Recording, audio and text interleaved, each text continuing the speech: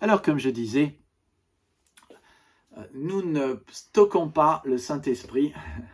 Nous avons tendance à le perdre. Nous avons besoin de dépendre de Dieu. Chaque jour, nous avons besoin d'être rafraîchis de l'onction de Dieu. Voici maintenant la question clé. Comment rester rempli du Saint-Esprit et comment avoir une action fraîche du Saint-Esprit chaque jour. Et je pense à Osée 10, 12 qui en parle, qui dit « Semez selon la justice, défrichez-vous un champ nouveau, il est temps de chercher l'Éternel. » Il est temps de rechercher l'Éternel jusqu'à ce qu'il vienne et qu'il répande pour vous la justice.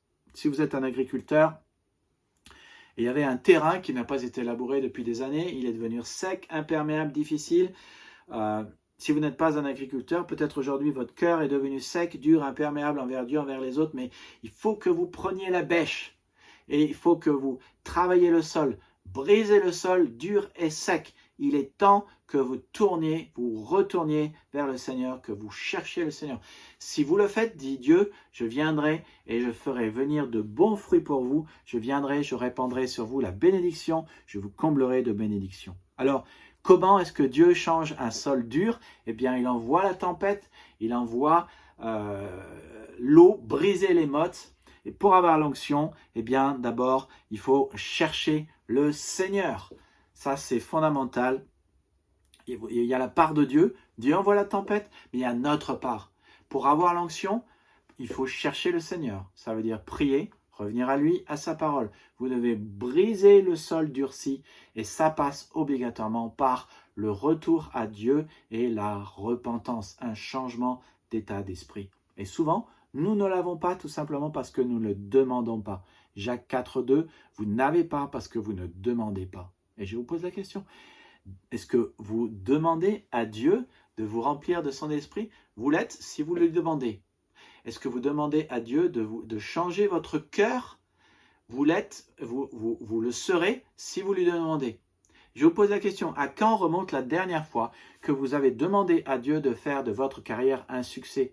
Puis vous avez dit à Dieu, je le ferai non pas à ma façon, à ma manière, mais à ta façon. À quand remonte la dernière fois que vous avez demandé à Dieu de faire de votre mariage un succès? Puis vous avez dit à Dieu, je le ferai non pas à ma manière, à ma façon, mais à ta manière, à ta façon. À quand remonte la dernière fois que vous avez dit à Dieu de faire de vos finances un succès? Puis vous avez dit à Dieu, Seigneur, je ne le ferai pas à ma manière, à ma façon, mais je le ferai à ta manière, à ta façon. À quand remonte la dernière fois que vous avez vraiment dit à Dieu que vous aimeriez que votre vie soit meilleure, soit changée, soit transformée? Et l'avez-vous fait à sa manière, à sa façon? Avez-vous passé du temps dans la prière au pied du trône de sa grâce à le prier et à lire sa parole et à avoir sa voix qui vous parle et vous dit ce que vous devez faire dans la journée? C'est à ce genre de confession et de gens sincères que Dieu répond et qu'il accorde son onction sur votre personne. Le Seigneur donne la grâce et la gloire. Il ne refuse aucun bien à ceux qui marchent dans l'intégrité.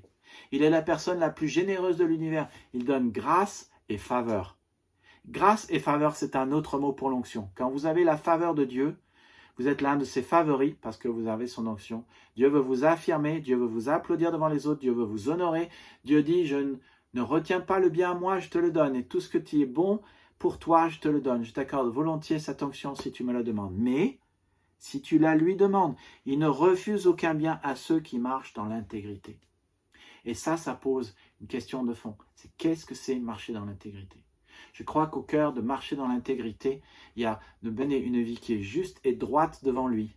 Il y a une vie juste de lecture des Saintes Écritures qui sont inspirées par le Saint-Esprit. Et lecture et moment dans la prière. Je crois que ça passe obligatoirement par faire ce qu'il a dit que je devrais faire et faire ce que je dis et dire ce que je fais. Ça s'appelle la fidélité. C'est ça, marcher dans l'intégrité. Et ça passe obligatoirement quand il y a des moments de prière et quand il y a des moments, des petits groupes, d'aller régulièrement dans des petits groupes. Dieu honore les hommes et les femmes qui le cherchent, qui sont au culte le dimanche, qui sont dans leur petit groupe, qui le cherchent vraiment. Vous aimeriez en savoir plus? Abonnez-vous. On va voir dans la prochaine vidéo quel est le résultat de l'onction de Dieu sur votre vie. Mon souhait le plus profond, c'est que vous soyez bénis infiniment au-delà de tout ce qu'on peut imaginer et que vous ayez cette onction pour vivre l'appel que Dieu vous a appelé à vivre. Que Dieu vous bénisse. À bientôt.